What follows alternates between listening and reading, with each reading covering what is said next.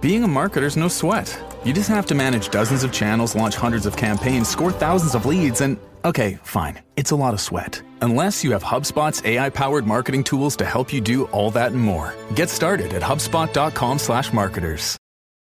This episode is brought to you by NFL Sunday Ticket on YouTube TV. There's plenty to be thankful for. Your friends, family, and the fact that you can now get NFL Sunday Ticket for only $89. So thank yourself this holiday season and watch every game every Sunday when you bundle NFL Sunday Ticket and YouTube TV. Sign up now at youtube.com/Sunday Ticket. Offer ends December 2nd. Local and national games on YouTube TV. NFL Sunday Ticket for out-of-market games excludes digital-only games. Terms and embargoes apply. This is the FPL Draft Zone, your fantasy team's best signing of the season. Wolves smash Fulham at Craven Cottage, but who are their best assets outside of Cunha? Brighton win again. Are their defenders must-haves going forward? And Manchester City are rubbish. What is going on?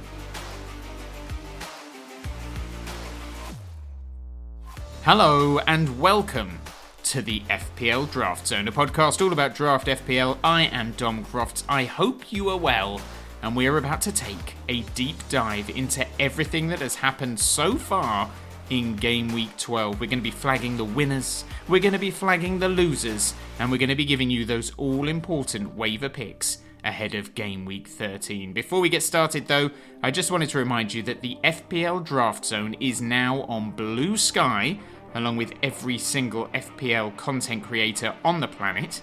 Our handle over there is at fpldraftzone.bsky.social. We are still on X and Instagram as well, just in case you've already got too much social media going on in your life and you do not want to get involved in another one. Wherever you follow us though, it's always great to hear from you, so please do get in touch if you've got a trade dilemma, a question about waiver priorities, or even if you just want some sort of generic football chat. It's always lovely to interact with you, and we do try to respond to everyone who does get in touch. One other bit of housekeeping before we get started, and that is a big old request to subscribe to this pod if you haven't already. The more subscribers we get, the more exposure we get on those FPL podcast charts, and that would make us very happy indeed. Feel free to give us a 5-star review as well if you follow us on Apple Podcasts, or some absolutely dynamite words of positivity if you're loyal to Spotify or another podcast provider.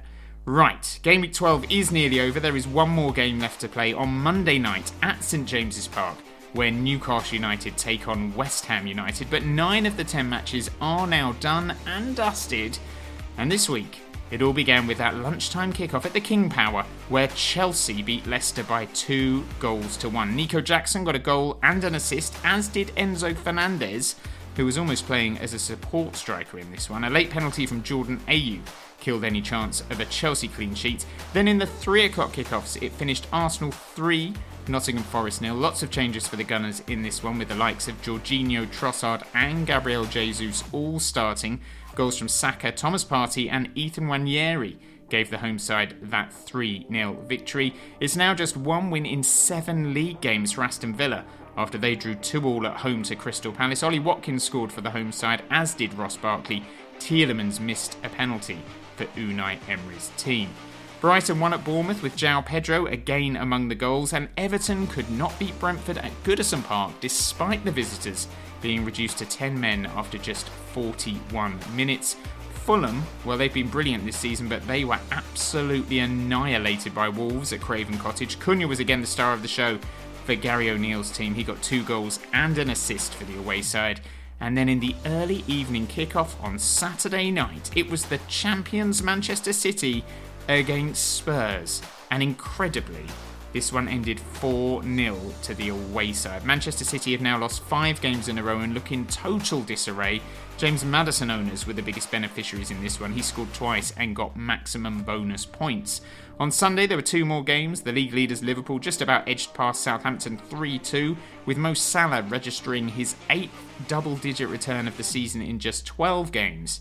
And then at Portman Road, the Ruben Amorim era at Manchester United got off to a very average start. That one finished 1-1. Marcus Rashford scored very early on for United Amari Hutchinson equalised for Ipswich. If your draft week destiny is still relying on Newcastle or West Ham United players, you have still got one more game to wait for, but that is where we are at after 9 of the 10 games. So let's have a little bit of winners and losers. The FPL Draft Zone. Winners and losers.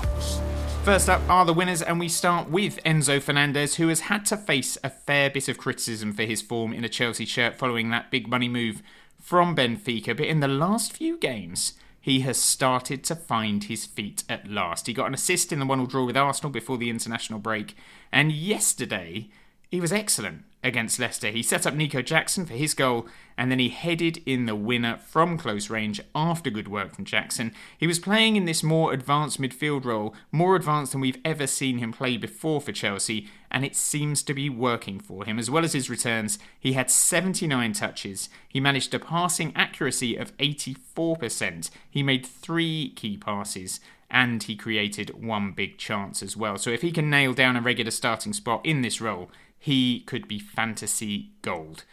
We've also mentioned James Maddison already this week, and he is another one of our winners. His 2 goals against Manchester City earning him a massive 16-point haul. He has quietly been doing the business this season on a pretty regular basis. He's now got 5 goals and 4 assists in just 12 games, and 2 of those games he made cameo appearances off the bench in for just 6 and 8 minutes respectively. He is now the 5th highest scoring midfielder in the game, and Spurs' fixtures are decent going forward as well, so there could be more returns incoming for James Maddison. And Bukayo Saka owners were also celebrating this week after he pitched in a brilliant display for Arsenal against Nottingham Forest. A goal, an assist, a clean sheet, and 3 bonus points for him. His 4 goals and 8 assists so far this season means he is averaging a return in every single league game so far this season. A few other players to mention who returned this week and who we recommended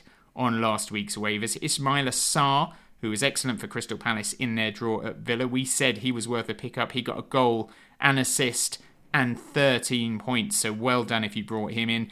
Enes Unal got an assist for Bournemouth's goal against Brighton and walked away with 4 points. He was a 3rd striker tip from us last week if you had a non-playing forward. Alex Iwobi scored again for Fulham. He's now returned in 3 of his last 4 matches and has 5 returns for the season. Dejan Kulusevski, who we flagged as a player who loved playing against Manchester City, and he got an assist at the Etihad. And John McGinn, who we said would play in the absence of Jacob Ramsey, and he got an assist as well. So well done if you picked any of those players up. As for this week's losers, take your pick from the entire Manchester City team, but Phil Foden would have been a first-round pick in pretty much every draft league on the planet, and he blanked again against Spurs. He has just 1 assist this season. He's yet to score a goal, and he's not even getting in the positions to score right now.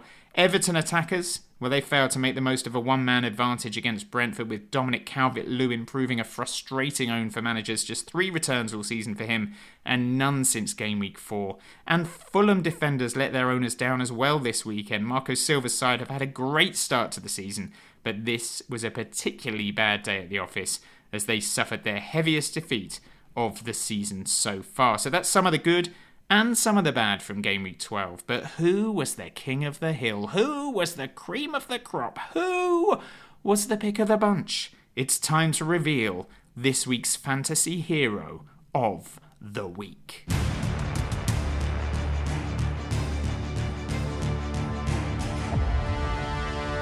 Hero of the Week. And this week's Hero of the Week is, of course, Wolves striker Cunha, who scored 2 and grabbed an assist in that win over Fulham. He would have been a mid-ranking pick on draft night in most leagues. He would have been a second-tier striker in the view of many. He had his most prolific campaign last season when he scored 12 goals and got 7 assists. But this season is starting to look like it might be even better. In a struggling Wolves team, he had already scored 5 goals prior to this weekend, and that's despite Gary O'Neill's side having had to already play the likes of Arsenal, Manchester City, Liverpool, Aston Villa, Chelsea and Newcastle in their first 8 fixtures.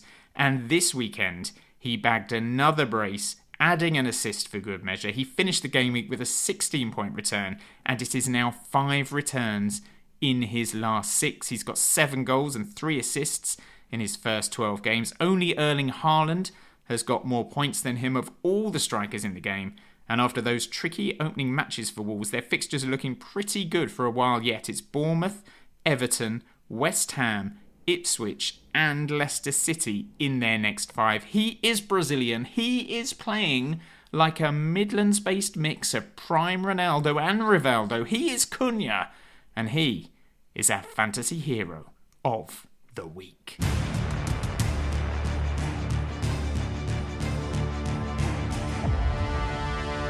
Hero of the Week.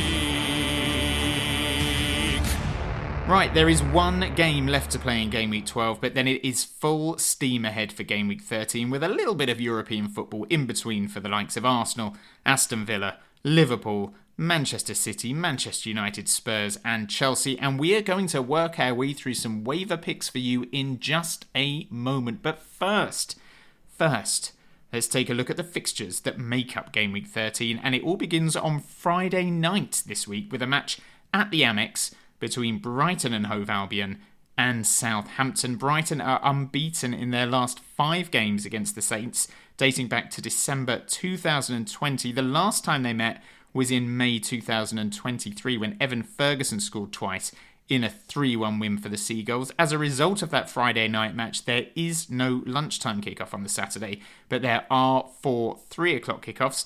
Brentford take on Leicester at the G-Tech, and Leicester's record against the Bees is actually surprisingly good. Since 2020, the two sides have met 6 times, and Leicester have won 4 of those games and drawn the other 2. With the sacking of Steve Cooper, it'll be interesting to see how Leicester react in this one. It's Crystal Palace against Newcastle at Selhurst Park. Palace have won just once at home all season. They have scored just 3 times in 6 matches at home, but they are unbeaten in their last 3 home matches against Newcastle. And last season, they won 2-0 with a brace from Jean-Philippe Mateta. It's Nottingham Forest against Ipswich at the City Ground, and this is the first time these two have ever met in the Premier League. Last time they met in any competition was back in 2019, when the two sides drew 1-1 in the Championship. It's Wolves against Bournemouth at Molineux, otherwise known as the Gary O'Neill Derby. Antoine Semenyo got the only goal of the game in this one last year in a match that also saw Milos Kerkez sent off for Bournemouth. And then in the early evening kickoff, it is West Ham taking on Arsenal at the London Stadium. West Ham actually beat Arsenal at the Emirates last season, but when they met in East London, it was an absolute shellacking for the Hammers, with Arsenal winning 6-0 and Declan Rice getting a goal against his old club.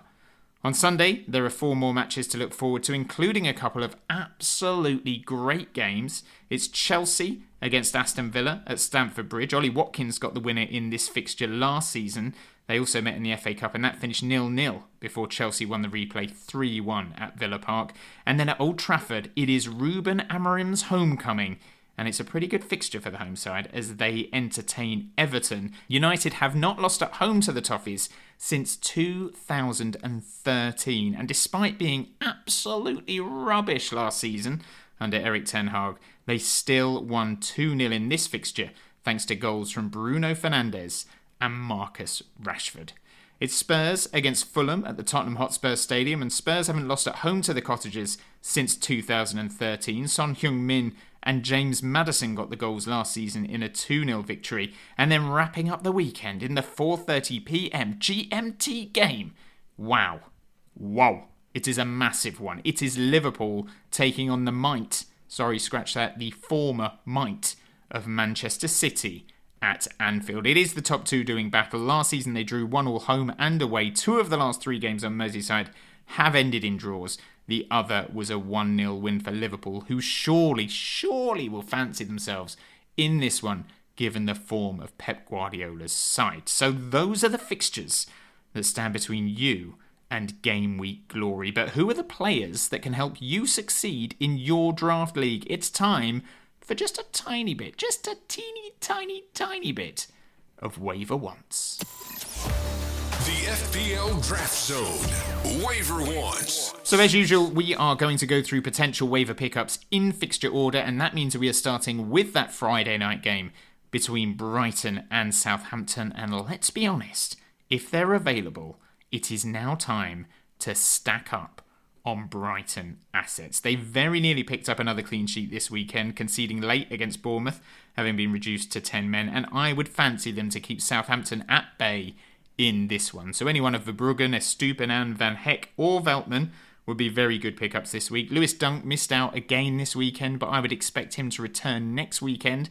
Keep an eye on Fabian Hürzeler's press conferences for confirmation of that, but if he is still absent, Igor Julio has the shirt at the moment, and he also could be worth a waiver if Dunk is out. Simon Adingra continues to push for a start on the wing. He played 26 minutes this weekend, having come off the bench to replace Jorginho Rutter. And even though he's not guaranteed a start, I do still think he might be worth the risk as that fifth midfield option, because if he does force his way into that starting 11, he has shown in the past, and he has already shown this season in other competitions, that he can return on a regular basis. And Brighton's fixtures are very good for quite a while now. And similarly, Matt O'Reilly is one to keep an eye on. He obviously scored against Manchester City before the international break. He did not start this Bournemouth game this weekend, but given the fee Brighton paid for him, it would not surprise me if he earned a few starts in the next couple of weeks against inferior opposition. Brentford are at home to Leicester. Igor Thiago got his first minutes in a Brentford shirt for the club in that draw at Everton. I do think he will start this one as well, so if you and your rival managers have still not snapped him up, then get that deal done as soon as you can. Brentford have been leaking goals for fun this season, but they did show some serious resilience at Goodison Park, and Leicester tend not to offer too much going forwards. They have the fourth worst expected goals tally in the division, so if you want a one-week punt from a defensive perspective, Nathan Collins could offer clean sheet potential as well as a threat going forwards. Ethan Pinnock is another option if Collins is taken. And in 2 of their last 3 home games, Mikael Damsgaard has had some very impressive XGI. So if you're short of a midfielder, he would be a decent pickup as well. As for Leicester, who knows how they're going to react to the sacking of their manager? Time will tell. Crystal Palace are at home to Newcastle. Palace have started to grind out some results of late. They are still in the bottom 3, but it is now just 1 defeat in their last 4 matches. And we are doubling down on our pick of Ismaila Sarr as the standout pickup this week. A goal and an assist against Villa. He's playing very far forward right now for Palace, almost as a second striker alongside Mateta at times. And Newcastle away from home are a very different proposition to Newcastle at St James's Park. So I would expect him to get a few chances in this one, despite Palace's blunt form at Selhurst Park. Justin Devenny is also worth keeping an eye on following his goal against Villa. Palace have got some major injury problems and suspensions, so he could easily continue in the team while the likes of Kamada are absent. As for Newcastle, we're going to leave them for this week as we don't know what's going to happen in their Monday night game, but Palace have given up at least 2 XG in 3 of their last 4 games at Selhurst Park, so any attacking options from them could be wise investments this week because Palace do give up opportunities. Forest are at home to Ipswich, and they'll be looking to get back to winning ways after back-to-back defeats against Newcastle and Arsenal. I do still like their defenders, and Ipswich at home represents a good chance for a clean sheet. So if anyone has binned off the likes of Aina or Milenkovic, they would be good waivers for this week, although after this game, the fixtures really do turn quite bad for Nuno Espirito Santo's team, with City, United, Villa and Spurs in 4 of their next 5. Ipswich are starting to pick up results. Amari Hutchinson was a scorer against Manchester United. He started to find his feet in the top flight. He was a key cog in their promotion-winning side, so he is an option to keep an eye on from a midfield perspective. Wolves are at home to Bournemouth. The away side are proving quite difficult to read this season. They've beaten the likes of Arsenal and City, but they've now lost back-to-back games against Brighton and Brentford. Wolves will be full of confidence going into this one, and while the likes of Cunha and Strand Larsen will almost certainly be taken in your league, there are a couple of other Wolves players to consider. First up is João Gomez, who got a goal and an assist in that win at Fulham from an XGI of 0.32. He is a guaranteed starter. He has shown but he's much more than a defensive-minded midfielder. So with those fixtures coming up for Wolves, he could be a nice option in midfield. But a slightly bigger gamble with a higher upside is Hwang Hee-chan, who is back from injury after a 6-week absence. He came on for the final few seconds in that win over Fulham, and it is easy to forget how good he was last season because he has been so ineffective this season. But if he can rediscover his form, this is a player who scored 13 goals last year for Wolves and who Gary O'Neill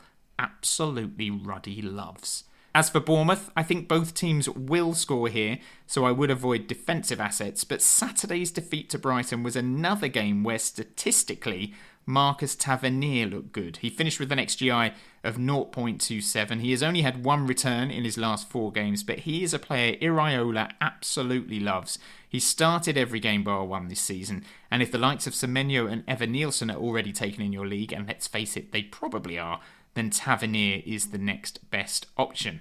It's West Ham against Arsenal at the London Stadium. We don't know how West Ham are going to do against Newcastle, but I have a suspicion they're going to do badly, and I can't see anything other than an Arsenal win here. Defensively, Calafiori is back for the Gunners, so their backline now looks pretty stable again, unless something happens in that Sporting Lisbon game in the Champions League in midweek. I am going to keep blowing the trumpet for Mikel Merino, who was millimetres away from picking up an assist in that win over Forest. Timber having a goal disallowed after Merino had his header saved by Celts.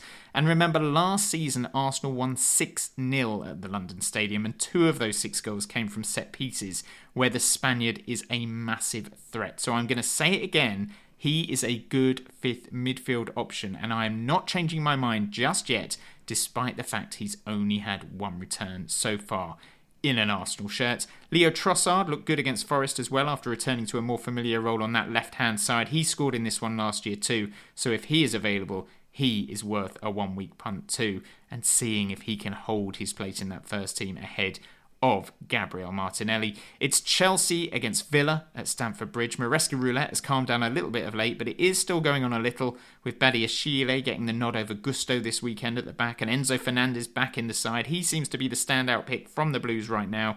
We discussed him earlier in the pod, but he is really finding his form in this more advanced role. And if he can hold a place in this first team down, you can expect to see more returns from him. Earlier in his career, he was actually a little more prolific than he is shown in a Chelsea shirt. He got 12 goals in 53 games for River Plate, and Chelsea's fixtures are pretty tempting, with some really nice games taking them all the way up to the end of January.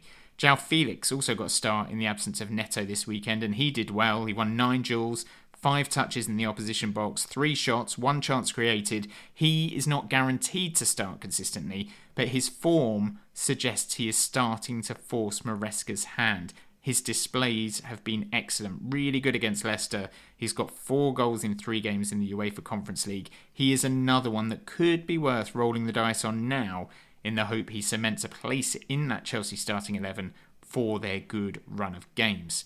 It's Manchester United at home to Everton. After Ruben Amorim's first game in charge didn't quite go the way he wanted, we didn't really learn an awful lot. But if anything, the players who didn't start became more appealing. So Mason Mount was someone we mentioned last week as a possible pickup with a view to seeing how he got on. He did not start this one, but he did get off the bench. And I would hold him another week if you picked him up and just see if he can force his way into this starting 11, because I think there is a space for him there if he performs to the best of his abilities. And Lenny Yoro is a pickup this week as well. He wasn't fit for this game, but surely he was close, and I suspect he will be involved against Everton next Saturday. Spurs take on Fulham, and I would say that most of the key assets from both these teams will already be taken, as is the case with the big one on Sunday, Liverpool against Manchester City. But if anyone has dropped Romero from Spurs, there's a good chance he'll be back for this one.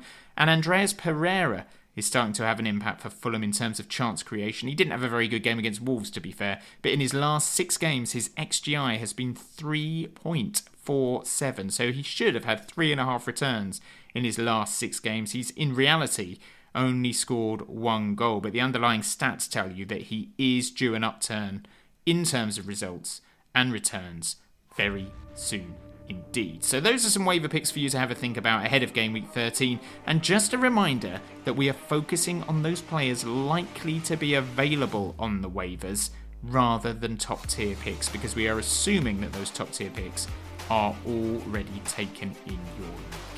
Right, that is it for this week. Game Week 13 starts on Friday this week, Friday the 29th of November at 8 p.m. GMT, with that game between Brighton and Southampton. That means that the deadline for your waivers is brought forward as well to Thursday at 6:30 p.m.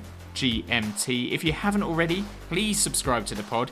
If you listen to us on Apple Podcasts, a 5-star review is the only payment we ask from you. We are not on Patreon, asking for a couple of quid a month and comparing it to the price of a pint. We just want 5 stars on Apple Podcasts, or if you listen to us on Spotify, maybe a nice review. That's all we're asking. And of course, make sure you're following us on social media as well. We are at FPL Draft Zone on both X and Instagram, and we're now on Blue Sky as well, where our handle is at FPLDraftZone.bsky.social. There's loads of FPL content on there right now, and significantly less random fighting videos and OnlyFans girls than there are on X. Okay, that is it for this week. Good luck ahead of Monday's game between Newcastle and West Ham. Hopefully the players that you have left to play do the business and help you make it a successful Game Week 12. And then make sure you are all set for Game Week 13. Prioritise those waivers, get them in the right order, plan potential free agency pickups if needed, and maybe, just maybe, this will be the week that you pull off the trade of a century. Until next time, it's bye for now.